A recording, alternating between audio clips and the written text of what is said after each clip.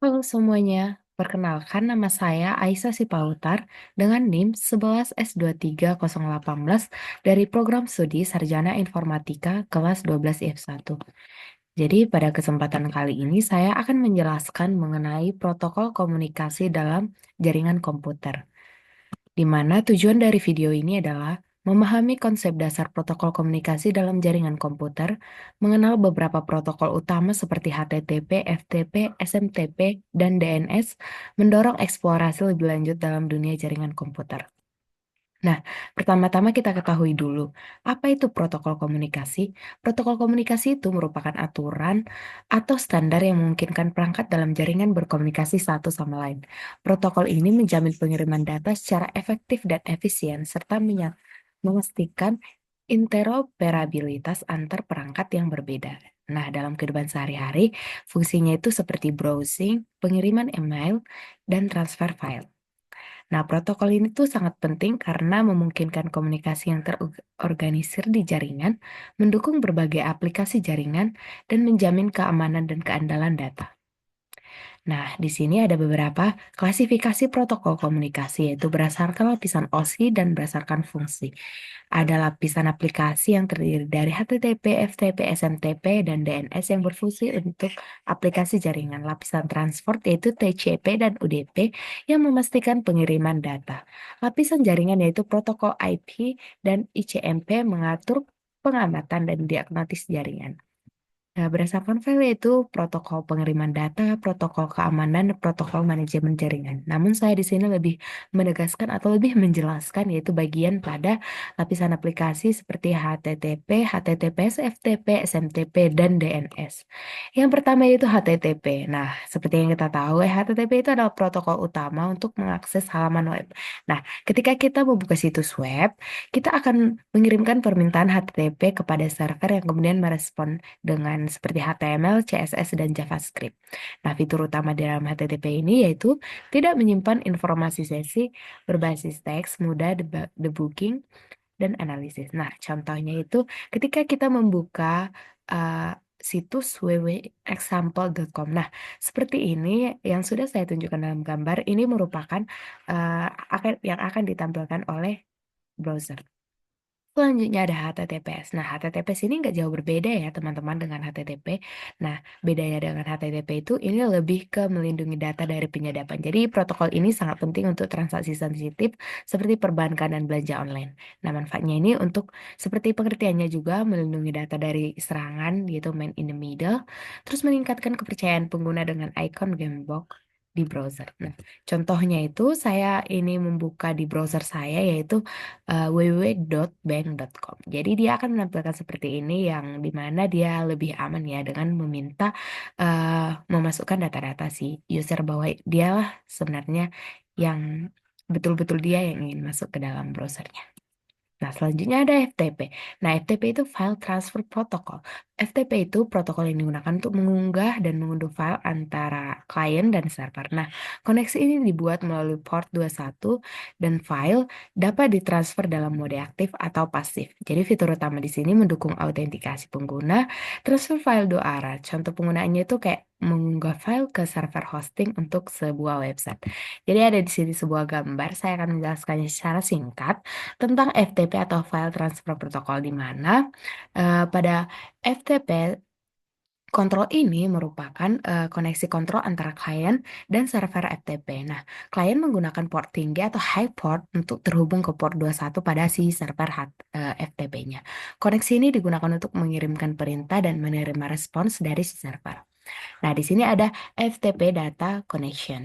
FTP Data Connection ini koneksi data yang digunakan untuk mentransfer file. Jadi server FTP menggunakan port 20 untuk mengirimkan data ke port lebih tinggi pada klien. Koneksi ini terpisah dari koneksi kontrol. Jadi FTP menggunakan dua jalur komunikasi yaitu kontrol dan data untuk memastikan transfer file yang efisien antara si klien dan si server.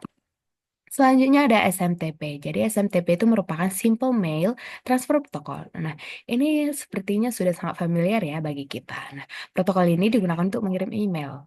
email seperti yang sudah biasa kita pakai ya dalam sehari-hari. Email dikirim dari klien ke server SMTP yang kemudian mengirimkannya ke server tujuan.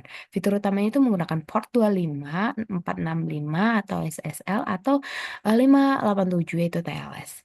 Tidak mendukung pengambilan email yang memerlukan protokol lain seperti IMAP atau POP. Contoh penggunanya itu mengirim email melalui layanan seperti aplikasi yang biasa kita gunakan yaitu Gmail. Nah, saya juga akan menjelaskan gambar penjelasan tentang Simple Mail Transfer Protocol ini. Jadi pada gambar ini menggunakan protokol SMTP ya seperti ya. Jadi Bob itu menggunakan si Bob ini menggunakan aplikasi email. Jadi dia menggunakan user agent untuk mengirim emailnya. Email dikirim server elemen Bob misalnya Gmail melalui protokol SMTP. Nah, di sini ada pengiriman antar mail server. Jadi server email Bob itu meneruskan email server ke Alice. Misalnya si Yahoo ya, misalnya Yahoo menggunakan protokol SMTP. SMTP itu bertanggung jawab untuk mentransfer email antar servernya. Si Alice ini akan dapatkan email dari si Bob tadi. Nah, terus ada di sini uh, Alice mail server ke user agent. Jadi server email Alice si Alice ini menyimpan email tersebut. Alice dapat mengunduh email dari servernya menggunakan protokol POP3 atau IMAP. Nah, SMTP digunakan khususnya untuk pengiriman email dari pengiriman server dan antar server. Nah, sedangkan POP3 atau IMAP ini digunakan untuk pengambilan email oleh penerima. Nah, selanjutnya ada DNS yaitu Domain Name System. DNS itu protokol yang menerjemahkan nama domain menjadi alamat IP. Nah, ketika kita mengetikkan nama domain seperti www.example.com, DNS resolver akan mencari alamat IP yang sesuai dengan mengembalikannya kepada perangkat. Fitur utamanya itu sistem hierarki root, TLD, dan authorized DNS. Terus ada cache mempercepat proses pencarian alamat IP. Jadi misalnya kita buka www.google.com, dia akan diterjemahkan ke IP, sebuah IP. Nah, saya akan menjelaskan gambar ini juga.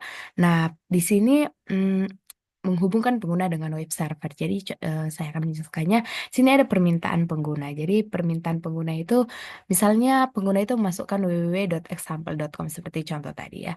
Jadi di sini ada resolusi DNS.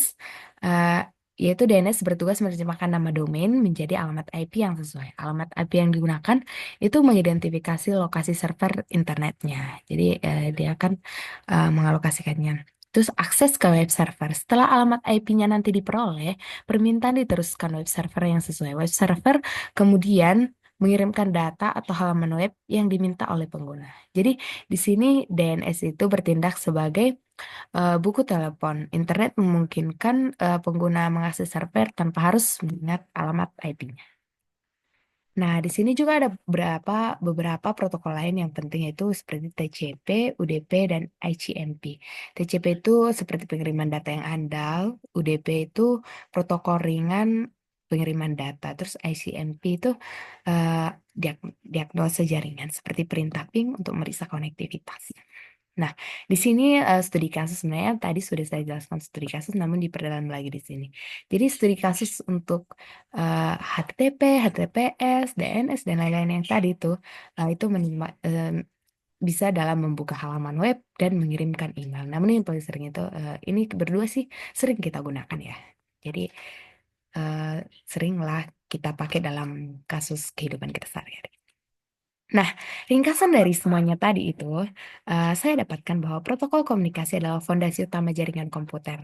Beberapa protokol utama yang telah dibahas adalah seperti HTTP, HTTPS itu untuk akses halaman web, FTP untuk transfer file, SMTP untuk pengiriman email, DNS untuk menerjemahkan nama domain, TCP atau UDP untuk pengelolaan transportasi data. Nah, saya menggunakan beberapa referensi untuk membuat video ini, yaitu yang pertama ada Computer Networking oleh Kuros, GF, and Ross. Terus ada Data and Computer Communication, terus dokumentasi resmi dari protokol, website tutorial Jarcom, materi dari kursus jaringan. Nah, saya rasa cukup sekian yang dapat saya bisa jelaskan. Atas perhatian dan waktunya. Saya ucapkan terima kasih. Semoga bisa membantu untuk lebih mengenali tentang jaringan komputer. Terima kasih.